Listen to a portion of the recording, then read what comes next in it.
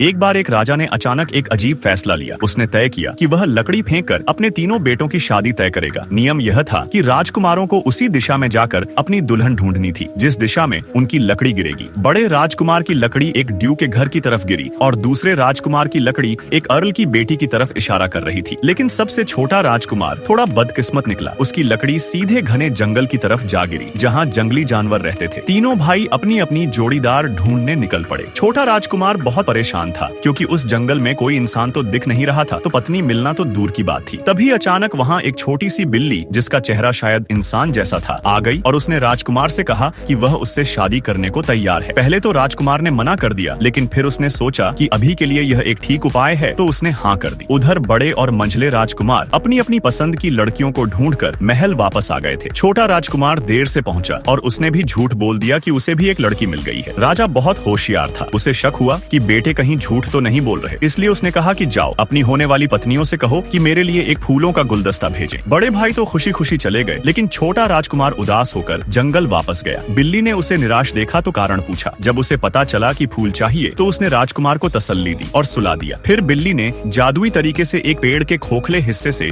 हीरे मोतियों से बने फूल निकलवाए। जब राजकुमार वो फूल लेकर महल गया तो राजा उन फूलों को देखकर हैरान रह गया। इसके बावजूद राजा को पूरी तसल्ली नहीं हुई। उसने फिर एक मांग रखी कि अपनी होने वाली पत्नियों से एक रुमाल बनवा कर लाओ। बड़े भाई तो कॉन्फिडेंस में थे, पर छोटा राजकुमार डर रहा था कि बिल्ली सिलाई कढ़ाई कैसे करेगी। लेकिन बिल्ली ने फिर उसे समझाया, सुलाया और सोने चांदी के तारों से बना एक बहुत ही सुंदर रुमाल तैयार करवा दिया। महल में जब सबने वो रुमाल देखा तो सबकी आंखें फटी रह गईं। लेकिन राजा का शक अभी भी खत्म नहीं हुआ था। उसने आखिरी शर्त रखी कि अब अपनी अपनी दुल्हनों को महल लेकर आओ। यह सुनकर छोटे राजकुमार के होश उड़ गए। उसे लगा अब तो पोल खुल जाएगी। उसने जंगल जाकर बिल्ली को सारी बात बताई। बिल्ली ने इस बार उसे और प्यार से समझाया और फिर से सुला दिया। फिर बिल्ली ने कुछ जादू किया और राजकुमार को पेड़ के अंदर ले गई। वहाँ जाकर बिल्ली अचानक एक बेहद खूबसूरत राजकुमारी में बदल गई। जब राजकुमार की नींद खुली तो वह उसे देखकर दंग रह गया। तब पता चला कि उस राजकुमारी को किसी चुड़ैल ने श्राप दिया था कि वह बिल्ली बनी रहेगी, और यह श्राप तभी टूट सकता था जब कोई सच में उससे शादी करने को तैयार हो जाए। राजकुमार बहुत खुश हुआ। वे दोनों एक शानदार रथ में बैठकर महल की ओर गए। महल में दावत चल रही थी और राजा इंतजार कर रहा था। जैसे ही छोटे राजकुमार ने अपनी सुंदर पत्नी के साथ एंट्री ली, पूरा परिवार खुशी से झूम उठा। सच ही कहा है कि कभी कभी जो हमें बुरा लगता है उसी में हमारी भलाई छिपी होती है और मुश्किलें अपने साथ अच्छे मौके भी लाती हैं।